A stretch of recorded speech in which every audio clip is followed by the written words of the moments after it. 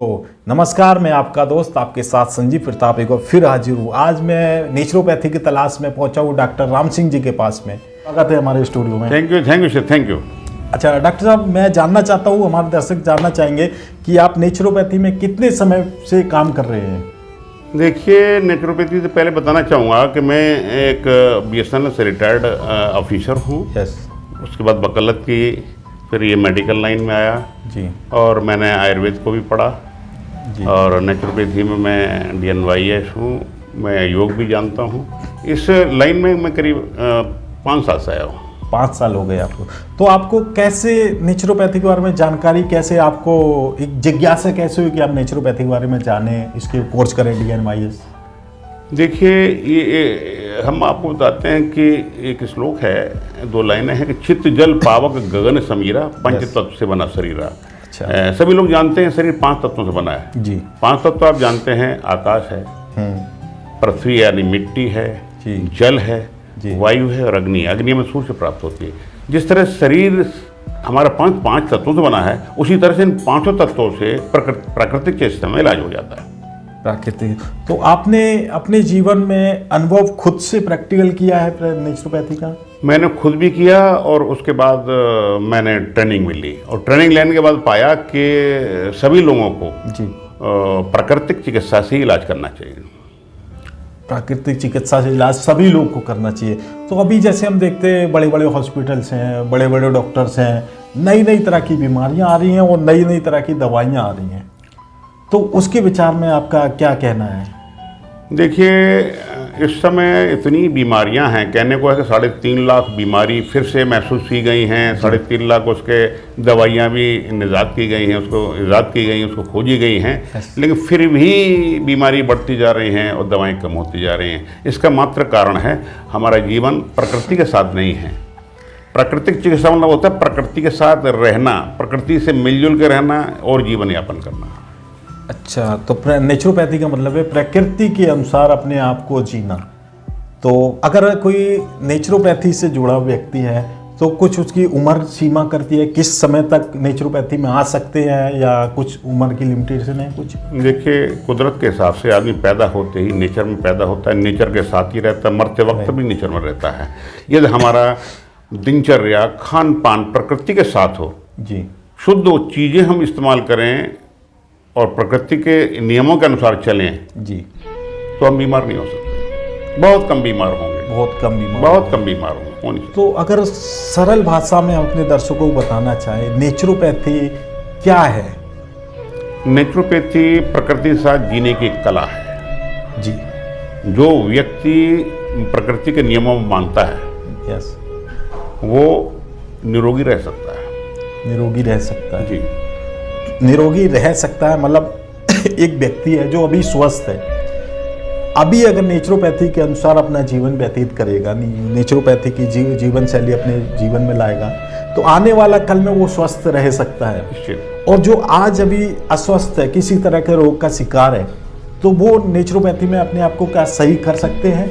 बिल्कुल सही कर सकते हैं। देखिए, हमारा जीने में आजकल जो हम देख रहे हैं कि खाद्य प्रदूषण, खाने पीने की चीज़ें प्रदूषित हैं। yes. वायु प्रदूषण, हमारे वायु में प्रदूषितता आ गई है। yes. वायु ठीक नहीं है। जल प्रदूषण, जल में तमाम तरह के उसमें अशुद्धियाँ हैं। yes. तो ये सब, और सामाजिक प्रदूषण, समाज में इतना विघटन हो रहा है, इतनी बातचीत, इतने टेंशन इतने पैदा कर दिए, ये सब अगर दूर हो जाएं तो मनुष्य का जीवन बड़ा सुखी हो जाए। तो इसको हम दूर करें, हम खान पान को शुद्ध रखें, जल को शुद्ध रखें, वायु को शुद्ध लें और अपनी दिनचर्या बदलें। दिनचर्या शुद्ध रखें, ये बात। तो डॉक्टर साहब, जैसे आपने बताया कि वायु प्रदूषण भी हो रहा है, खान पान स्वस्थ नहीं है अपना, तो नेचुरोपैथी में हम उसको कैसे शुद्ध कर सकते हैं? क्योंकि चारों तरफ देखते हैं, हर तरफ प्रदूषण, पॉल्यूशन है। मैं एक बात कहूँगा कि देखिए, दवाओं के हिसाब से जी, हम एक फार्मास्यूटिकल में जाते हैं जिसमें दवाएं बनती हैं, और नेचुरोपैथी के हिसाब से हम न्यूट्रास्यूटिकल में जाते हैं। न्यूट्रास्यूटिकल माने हमारा न्यूट्रिशनल फूड। हम न्यूट्रिशनल फूड नहीं ले पा रहे हैं। हम जो फूड ले रहे हैं वो अशुद्ध है, बनावटी है, या ज़्यादा उसमें परेशानी, उनमें दिक्कत है। अगर हम प्रकृति के हिसाब से खाना खाएं जी, तो उसमें से हमें ज़्यादा न्यूट्रिशंस मिल सकते हैं। राइट, जैसे आपने बात की कि प्रकृति के हिसाब से हम भोजन करें, खाना खाएं, तो प्रकृति के हिसाब से भोजन क्या क्या आपकी तरफ से आप कुछ बताना चाहेंगे, क्या भोजन ले सकते हैं, किस तरह से लेना चाहिए? देखिए बताऊँ आपको, बीमारी होने का सबसे बड़ा कारण पेट है और दूसरा कारण है दिमाग। आदमी का पेट सही है, उदाहरण के लिए जब हम खाना खाते हैं तो खाना ऐसा हो जो कि न तो गर्म हो न ठंडा हो, ये हमारी जीभ बता देती है। गर्म ज़्यादा गर्म होगा, ज़्यादा ठंडा होगा, हमारी गैस बनेगी। तो खाना लेने में आसानी हो, पचाने में आसानी हो और उसका रस अवशोषण करने में आसानी हो और उसको निकालने में इन एक्सक्रीशन या निष्कासन उसका ठीक हो तो खाने का अर्थ समझा जाता है। अच्छा, तो नेचुरोपैथी जो इनका बेस है नेचुरोपैथी का, वो क्या, जैसे आपने निष्कासन और खाना खाना और निकलना शरीर से, उसका बेस है, वो किस तरह से आप समझते? बेस का मतलब है कि देखिए जो हम खाना लेते हैं जी, नंबर 1 हम बिना भूख के खाना खा रहे हैं। अगर इधर बिना भूख के खाना खाएंगे तो वो अपच रह जाएगा, अपच रह जाएगा तो वो आंतों में चुपकेगा, बड़ी आंत से नहीं पास हो पाएगा, चुपकेगा। दूसरा हम बिना फाइबर के खाना खा रहे हैं। आज के टाइम में हम गेहूं का चोकर नहीं है, सीधे फलों में फल को छील देते हैं, सब्जियों को छील देते हैं। जितने भी हम बिना फाइबर की चीज़ें ले रहे हैं ये आंतों में नुकसान दे रही है और इससे हमें गैस, एसिडिटी और तमाम तरह की चीज़ें पैदा हो रही हैं। इन सब से ये कहने का मतलब है कि एक अगर नेचुरोपैथी में कहें तो एक शब्द आता है सजाती और विजाती। जो चीज़ हमको नहीं मिल पाती, जो चीज़ हमारी एक्सेस हो जाती है उसको हम विजाती कहते हैं। विजाती को हम टॉक्सिन्स कहते हैं। टॉक्सिन्स हमारे शरीर में ज़्यादा इकट्ठे हो जाएंगे और हमें बीमार कर देंगे। अच्छा, तो अगर हम देखा जाए नेचुरोपैथी के हिसाब से हमारे शरीर में टॉक्सिक जो विजातीय पदार्थ हैं शरीर में इकट्ठे हो जाते हैं, वही बीमारी की शुरुआत होती है। निश्चित। तो उसको निकालने के लिए नेचुरोपैथी किस किस तरह की काम करते हैं? देखिए कुदरत के हिसाब से भी हमें उनको निकालने के लिए 4 रास्ते बना दिए हैं। जी। पहला रास्ता है हमारा किडनी फिल्टर करती है। किडनी फिल्टर में आपका जो है उसका जब हमारा किडनी फिल्टर करता है खून को तो तमाम अशुद्धियाँ जैसे यूरिक एसिड है, आपका क्रिएटिनाइन है, क्रिटाइन है, ये सब निकल जाते हैं, एक्सेस निकल जाते हैं, वो पेशाब के माध्यम से निकल जाते हैं। और जो खाने में अशुद्धियाँ जो हो जाती हैं उसको हमारा लीवर फिर से छोटी आंतें भेज करके हमारे मल द्वारा मल से निकाल देता है। तीसरे जो अशुद्धियाँ खून के द्वारा खून में रह जाती हैं वो पसीने के द्वारा हमारे रोम छिद्र से निकल जाती हैं। कहने का मतलब हमको नहाना चाहिए, शरीर को रगड़ कर नहाना चाहिए। और चौथे जो है हमारा श्वास द्वारा जो अंदर कार्बन डाइऑक्साइड गैस बनती है निकलती, उससे निकल के हमारी तमाम गैसेज या खराबियाँ सांस के माध्यम से बाहर निकल जाती। अच्छा, जैसे डॉक्टर साहब आपने बताया कि एक किडनी यूरिन के थ्रू हमारा टॉक्सिस निकल जाते हैं और पसीने के थ्रू निकल जाते हैं, तो इसमें कुछ डेफिनेशन, कुछ अंतर क्या रहेगा? किडनी प्यूरिफाई करती है हमारे शरीर को, दूसरा शरीर त्वचा के थ्रू जो पसीना निकलता है वो भी मतलब न्यूट्रिट करता है अपने शरीर को। तो आप इसको किस नज़रिए से देखते हो? देखिए पूरा शरीर इस तरह बनाया है कि ज़्यादा से ज़्यादा हमारा किडनी फिल्टर करती है जी, लेकिन ऐसा नहीं है किडनी सब चीज़ को फिल्टर कर दे। ओके। उसके बाद में हमारा कुछ ऐसे तत्व हैं जो खून में नहीं जा पाते, वो मल से निकल जाते हैं जी। तो मल को हमारा ऐसा बना है कि मल से माध्यम से निकल जाए। उसके बाद में काफ़ी चीज़ ऐसी खून के साथ चली जाती हैं, वो पसीने के रूप में निकल जाती है।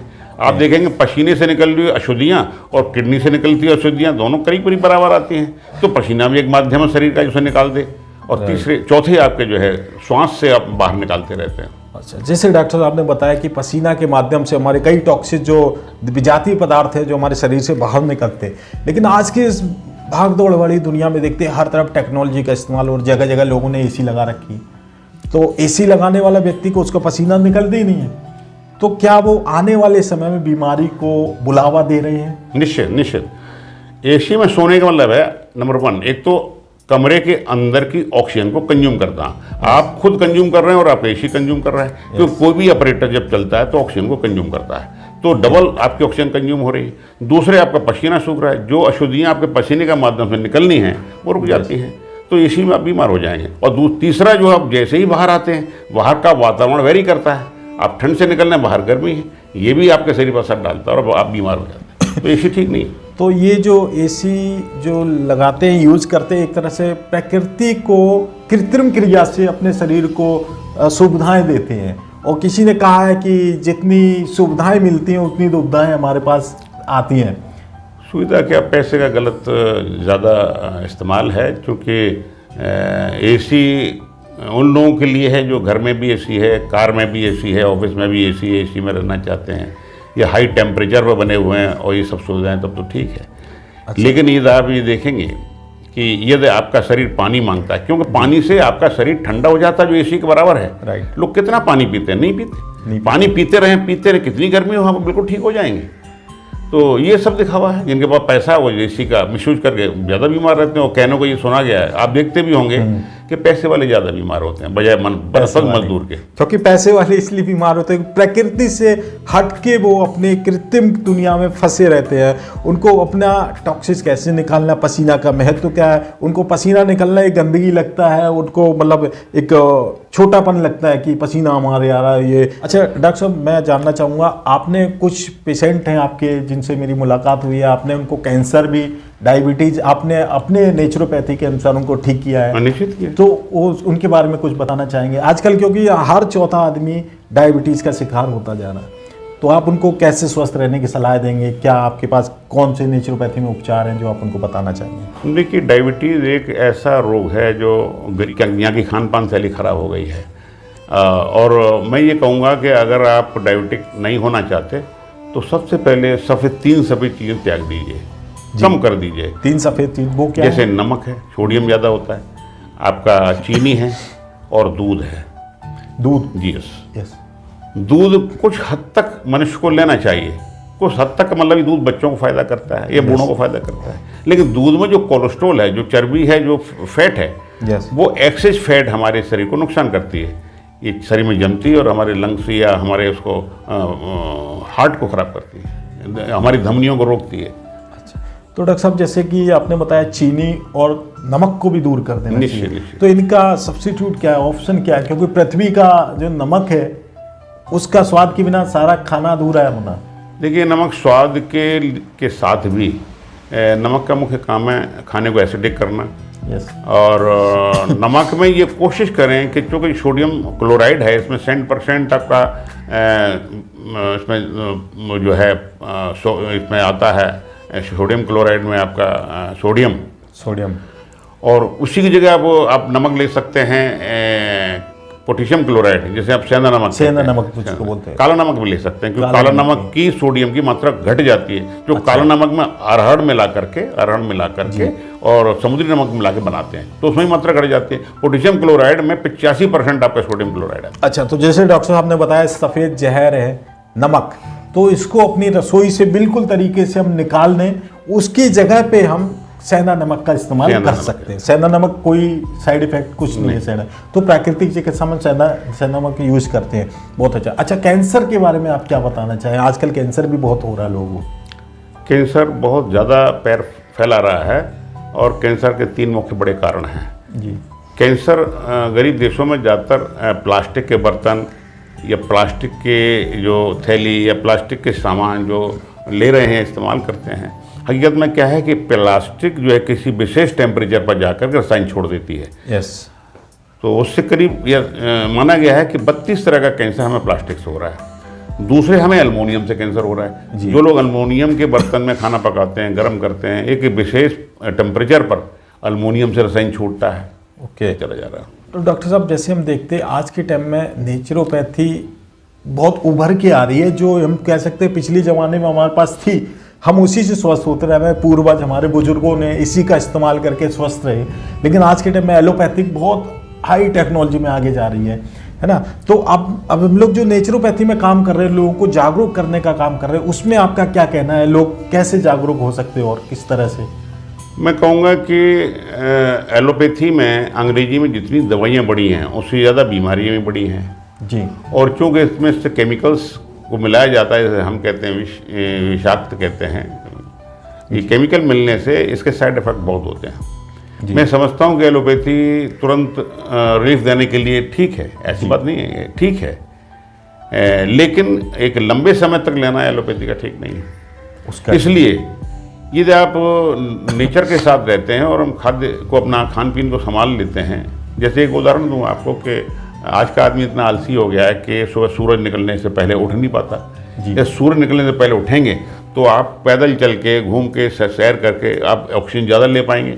बॉडी को ऑक्सीजन चाहिए, शरीर ऑक्सीजन से चलता घूमना चाहिए, रात को जल्दी सो जाना चाहिए, हमें पानी का ज़्यादा प्रयोग करना चाहिए। तो ये सब चीज़ें नेचुरोपैथी की तरफ पूरा दुनिया देश बढ़ रहा है। अच्छा, तो जीवन शैली में अपना ये शामिल करना चाहिए कि हम शाम को जल्दी सो जाएं और सुबह सूरज निकलने से पहले हमें उठना है और टहलना है ना, टहलना या एक्सरसाइज कुछ योगा करना है। तो अपना नेचुरोपैथी में योगा का क्या रोल है? देखिए, हमारा शरीर जो है ये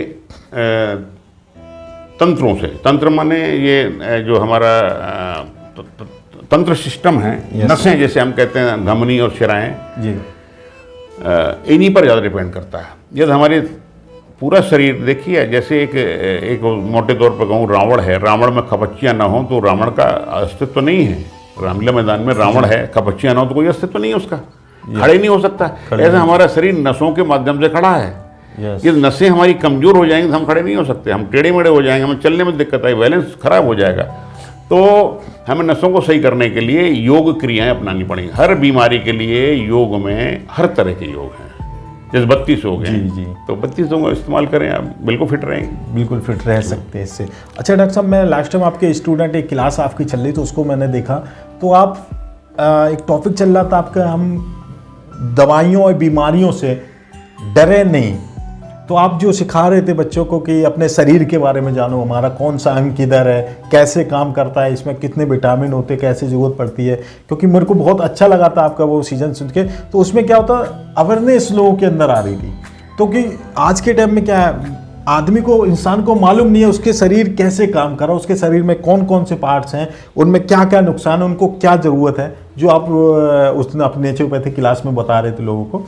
तो उसका बारे में थोड़ा हमारे दर्शकों को बताएंगे। देखिए, मैं कहूँगा कि बीमारियों के हिसाब से हम कहते हैं सिकनेस माने बीमारी, और वेलनेस माने तंदुरुस्ती, हेल्दी होना। यस, हमारी सरकार भी कहती है कि समय जो वेलनेस की तरफ जा रहा है।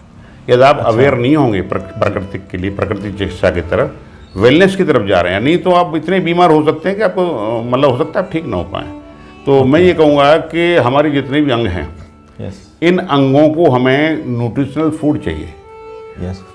हमें कंप्लीट न्यूट्रिशन से, विटामिन हैं, मिनरल्स हैं, आपके प्रोटीन हैं, फैट है, आपका जो है फाइबर्स हैं, और आपका ओमेगा 369 है, ये सब आपको, कार्बोहाइड्रेट्स है, ये सब चाहिए आपको। लेकिन साधारण तौर पर हर आदमी को मिल नहीं पाते, इसलिए न्यूट्रिशनल फूड में जो प्रोडक्ट्स बनाए गए हैं, बहुत फ़ायदे क्या है, ये आप समझ लीजिए कि प्रोडक्ट्स से हम बिल्कुल बड़ी लंबी उम्र गुजार सकते हैं, हम बीमारी से बचे रहेंगे, क्योंकि जो शरीर को विटामिन की कमी आ रही है वो इनमें मिल जाती है।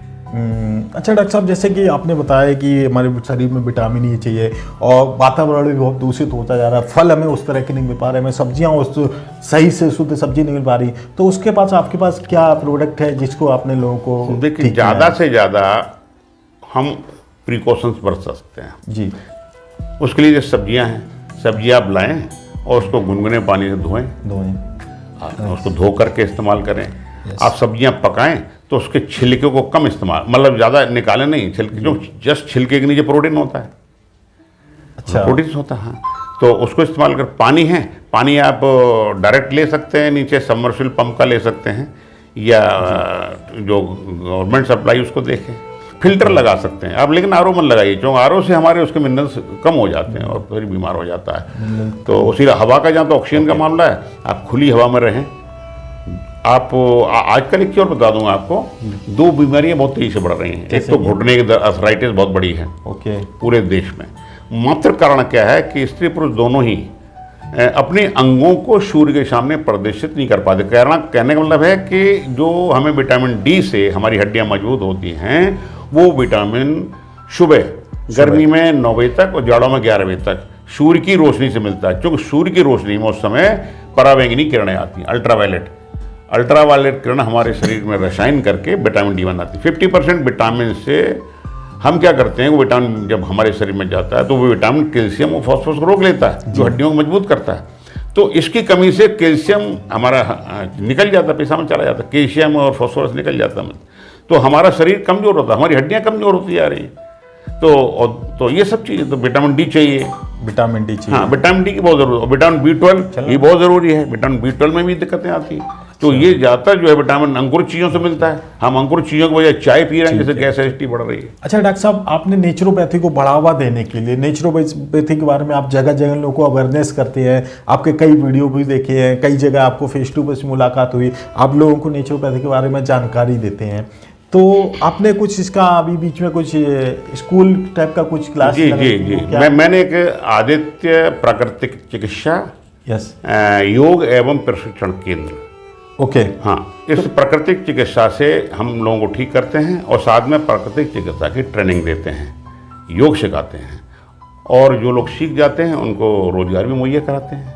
ओके, तो इसकी ट्रेनिंग लेने के लिए? जी जी, इसकी ट्रेनिंग हमारे पास 3.5 साल की है। 3 साल अच्छा। थ्योरी पढ़ते हैं, 6 महीने उसको प्रैक्टिकल करना पड़ता है, हॉस्पिटल से अटैच रहना पड़ता तो है। इसकी कुछ एज लिमिट रहती है कितनी? इसकी एज लिमिट 18 से मिनिमम 18 साल मिनिमम 18 और एबव, उसकी कोई सीमा नहीं है।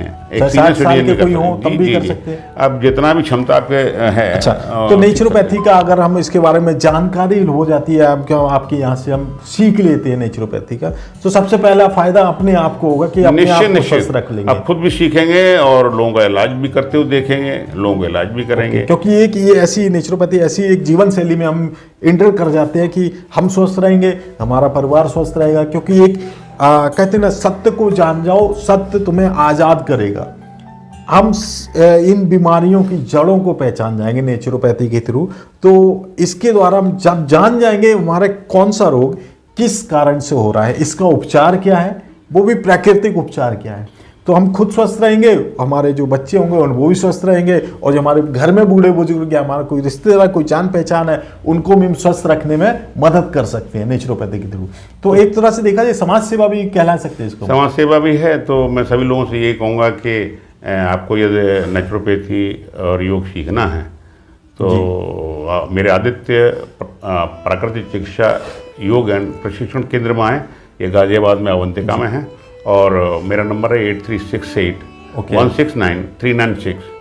ठीक है, तो आपकी आज की ज़िंदगी में अगर जीना है, स्वस्थ जीना है, रोगी तो हर दूसरा आदमी रोगी, अगर स्वस्थ जीना है तो नेचुरोपैथी को अपनाना ही पड़ेगा। आज नहीं तो कल, अगर आज हमने नहीं अपनाया तो कल हम पछताएंगे।